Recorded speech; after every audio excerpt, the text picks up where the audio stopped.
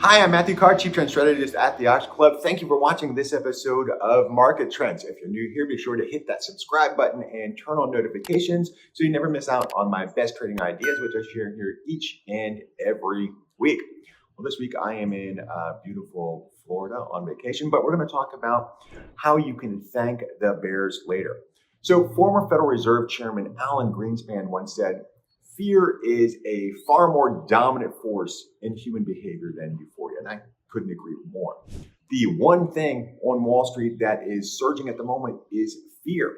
Investors are fleeing to cash. There's this stampede for the exits, and the markets are reeling. The Dow Jones Industrial Average is at new 52-week lows. The S&P 500 has slipped 19.9% from its all-time high and skirting right around bear market territory, which we're still at that level. And the NASDAQ has tumbled 30% from its all-time high of 16,212, which was set back in November. Wall Street had swallowed me up and shit me right back out again. In 2022, the major U.S. indexes have been sinking ships. And it's those bleeding red visuals that have so many investors freaked out and unsure what to do with their portfolios. But there is a silver lining to all of this. Wall Street's word of the moment or word of the day is capitulation. Oh my God, what is that? This is when investors have essentially given up. The declines that they've been suffering have been so draining and frustrating that they throw up their hands and they walk away. They surrender. And they surrender because they don't know what else to do. Everything is falling. Now, if we refer back to our investor psychology cycle, this often signals the bottom of a sell-off.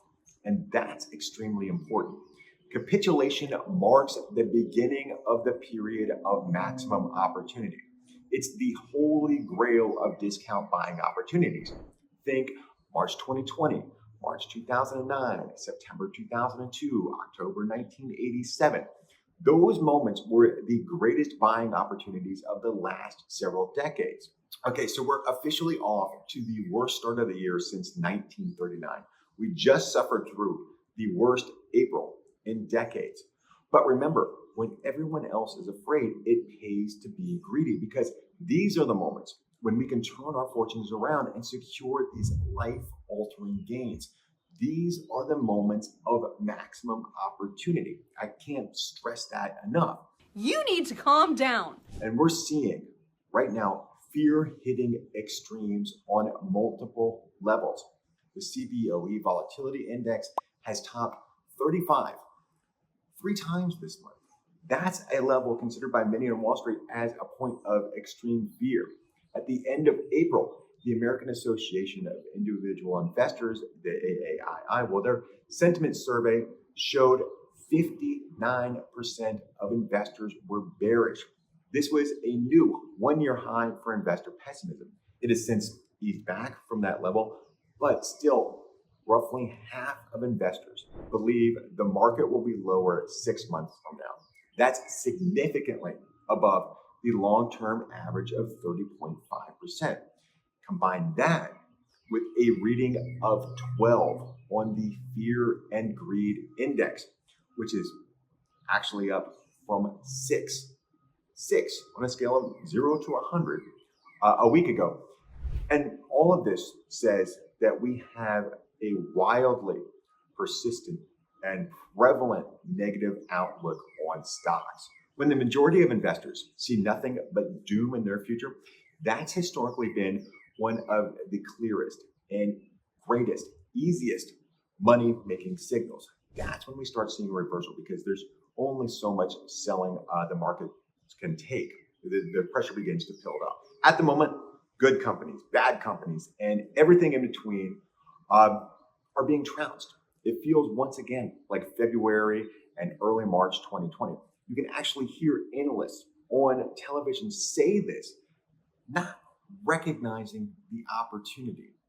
The forward PE ratio of the S&P has fallen below 18 for the first time since April 2020. And this ratio is below its 5-year average of 18.6.